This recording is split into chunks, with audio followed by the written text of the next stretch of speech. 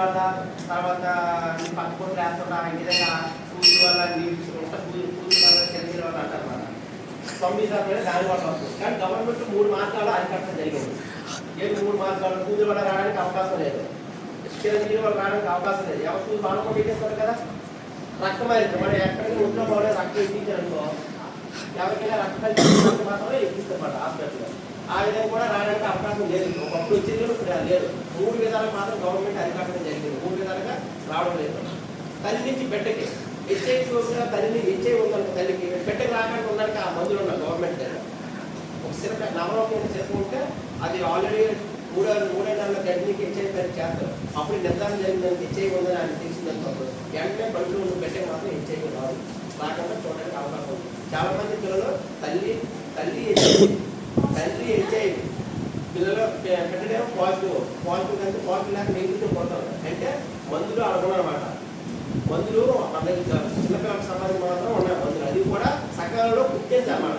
తల్లికి హెచ్ఐవి ఉన్నది 6 నెలల్లో దాడిపోతుంది అనుకో, పెద్ద కూడా కాపాడడానికి అవకాశం లేదు. 3 నెలల్లో మనం గుర్తించే వరకు హెచ్ఐవి ఉందనుకో, ఆ బిడ్డకి కాపాడడానికి అవకాశం ఉంటుంది అన్నమాట. హెచ్ఐవి వస్తే జీవితాంతం మందులు వాడాలి. షుగర్ బీపీ షుగర్ ఎలా మందులు వాడితే హెచ్ఐవి వస్తే జీవితాంతం మందులు వాడాలి. మందులు వాడితే హెచ్ఐవి చచ్చిపోతే కాదు, మందులు వాడితే కొంత ఎక్కువ సంవత్సరాలు బతకడానికి అవకాశం ఉందన్నమాట. ఇమ్యూనిటీ పవర్ అనమాట. ఇప్పుడు వ్యాధిని హెచ్ఐవి ఏం చేస్తుంది?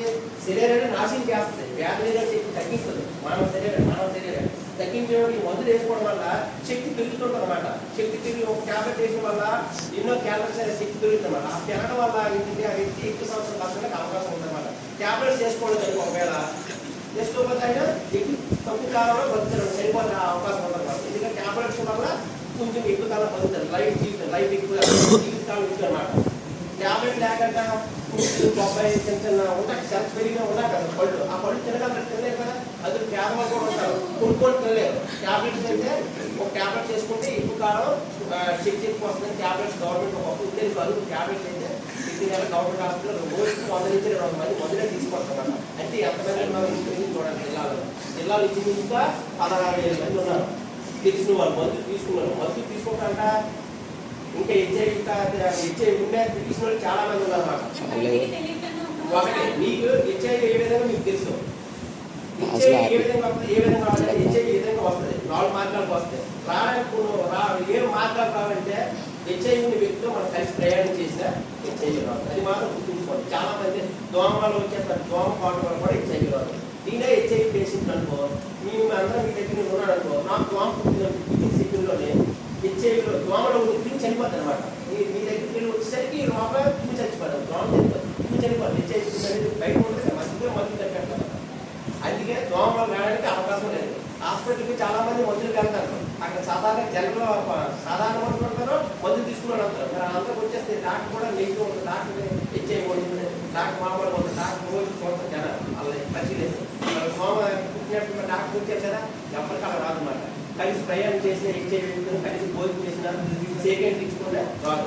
సెకండ్ ఇచ్చుకుంటే రావడానికి అవకాశం ఉన్నది. ఏది నేను హెచ్ఐవి పేషెంట్ అనుకోండి, నాకు గ్రూప్లో ఉన్నారు, మీకు కూడా గ్రూప్లో ఉన్నారు. సాధారణ సెకండ్ ఇచ్చుకోండి. ఆ గ్రూప్లో రష్గా వేసి రక్తం గంట బయటకు వచ్చినట్టు మీకు కూడా అలాగా వచ్చింది. మీ సేవ కూడా వచ్చినప్పుడు ఐస్ అందరాగా చేరుకోండి.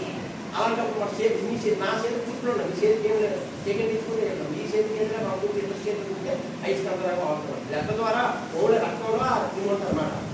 ఈ విధంగా అయితే చాలు. హెచ్ఐవి వస్తే మందులు మాత్రం ఉంటాయి.